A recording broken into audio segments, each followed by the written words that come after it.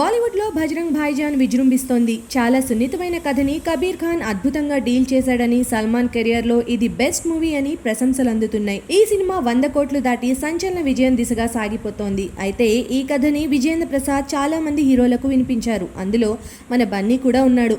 బన్నీకి soft stories అంటే ఇష్టమే. వేదంతో అలాంటి ఓ ప్రయోగం కూడా చేశాడు. కానీ బజరంగ్ భాయిజాన్ కథ విషయానికి వచ్చినప్పుడు కాస్త కంగారు పడ్డాడట. ఇండియా పాకిస్తాన్ కథగానే ఈ సినిమాని తీర్చిదిద్దితే జనం ఆదరిస్తారని, అలా చేయాలంటే ఈ సినిమాని ఓ పెద్ద స్థాయిలో చేయాలని, బాలీవుడ్ సినిమాకే ఆ స్కోప్ ఉందని బన్నీ చెప్పాడట. దాంతో చివరికి అటు తిరిగి ఇటు తిరిగి సల్మాన్ ఖాన్ దగ్గరికి వెళ్లడం, అది బజరంగ్ భాయిజాన్ గా రూపుదిద్దుకోవడం జరిగిపోయాయి. నిజంగానే కథకు టెంప్ట్ అయి ఉంటే ఈ సినిమా ఫలితం ఏ రేంజ్ లో ఉండేదో.